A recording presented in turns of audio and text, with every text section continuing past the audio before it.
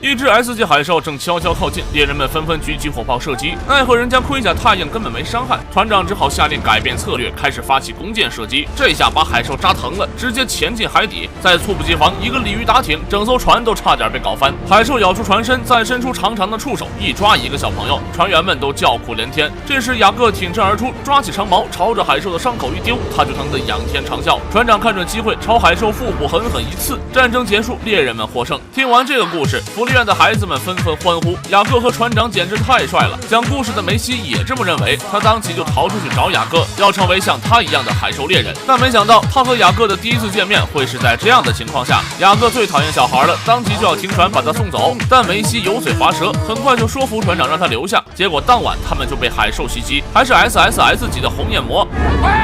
随着船长一声令下，无数炮火立刻发射，红焰魔一时没反应过来，扑倒在海里。机会来了，猎人们把带绳索的鱼叉纷纷刺在红焰魔身上，整艘船被拖着兜起了圈。仔细看会发现，海面上形成了一个巨大的漩涡，船身快倾斜成90度了。梅西都直接从房间里被甩到船舱上，再这样下去，大家都会没命的。可船长执拗得很，非要等红焰魔体力耗尽，一举把他拿下。梅西看不下去，当即拿出匕首切断绳索。雅各一想到全船人的性命，也没有拦着，很快绳子被割断，二人被弹入海里。殊不知，此时红焰魔正死死地盯着他们，这下完犊子了。谁知红焰魔居然悄悄离开，两人赶紧爬上小船，却不想船长正举着枪要杀死梅西这个不争气的。谁知下一秒，突然从海底伸出个巨大的嘴，把他俩连人带船全部吃掉，然后又消失了。看样子这红焰魔还挺仗义，但这不影响雅各想杀他的心。他摸索着来到红焰魔的鼻孔，却被梅西拦住。两人搁那吵架，搞得红焰魔鼻子一痒。好在雅各及时抱住树，不然早就上天了。眼看梅西还在人鼻子里，他扯着绑在腰上的绳子打算救人，谁知勾起了红焰魔的兴趣，轻轻一扯，梅西就被迫挽起空中秋千。红焰魔帮他咬住他的鞋，这才停止晃动。他俩就开始了长达1分钟的对视。梅西看着眼前的大家伙，这个歪头鲨怎么还有点可爱呢？雅各却开始作死，看到鱼叉就又想动手，结果，Oh bloody hell！红焰魔轻轻扬起的水花，在雅各看来那简直就是海啸，人家都不稀得和你这小菜鸡玩。不过当务之急，两人得赶紧找个安身之处。 What if them things ain't as bad as they say? I mean, the sea is their home. We went after her, didn't we? What if we just left him alone?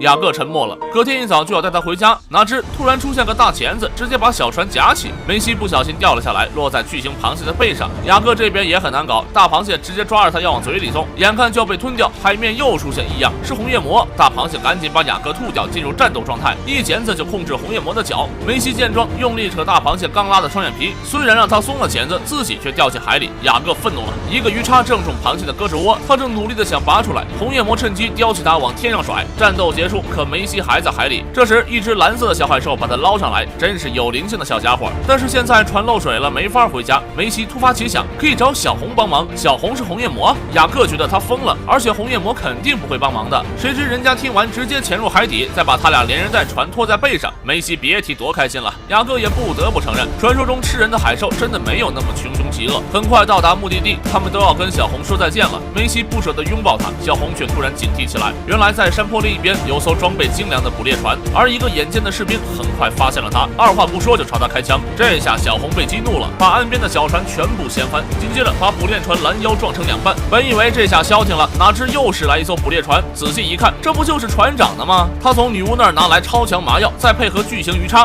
发射，小红中招晕了过去，被五花大绑着。船长刚要带回去给国王交差，却突然发现海面上飘着一艘小船，是雅各。船长赶紧把他救回来，毕竟兄弟哪有隔夜仇。但一听说他和红焰魔做了朋友，就气得上头。雅各还好意思要求他放走红焰魔？怎么可能啊！小红被绑着带回皇宫，一路上看见的村民纷纷叫好，夸赞船长是最棒的猎人，居然拿下了最高级别的红焰魔。船长有点飘，当即就站在小红的背上，拿出长矛要解决他。雅各却劝他收手，两人开始了一番激烈的打斗。但他怎么会是船长的对手？直接被一巴掌拍到水里。不过没关系，这给梅西争取了时间。他拿出匕首要把束缚住小红的绳子割断。船长此时再次举起长矛，千钧一发之际，好心的船夫赶来帮忙，一刀就把绳子砍断。小红重新站起来了，可他体内的麻药劲儿还没过，又歪歪扭扭的摔倒。这时国王命令炮车集合，无数炮车对着小红，他刚要反击，突然看见船长准备作妖，直接急速前进，把他逼得连连后退。正要吃掉船长时，梅西突然拦在他面前。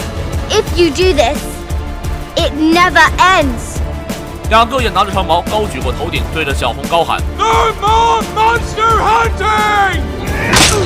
小红这才放下戒备，梅西二人爬到他头上，这温顺的样子，所有人都震惊了。但这还没完，梅西举起手上的书本，他要向全国人民揭露皇室的罪恶。For generations, they've taught us to hate the beasts and sent the hunters out to destroy them. And the beasts learned to fear us and hate us. And they fought back. 原来梅西发现，所有写着海兽有多坏的书本，全部都是皇室所出，这完全就是诋毁，好让猎人们去杀光海兽，扩充自己的领土。围观的群众纷纷倒戈，要求放小红离开，就连将军也把刀收起来，打算弃暗投明。国王皇后只能落荒而逃，小红则平安地回到自己的海域。其实人和动物是可以做到和谐相处的，只不过因为人的贪念，导致动物们都无比惧怕，才会发起反击。希望所有人都能善待动物，营造和谐的相处环境。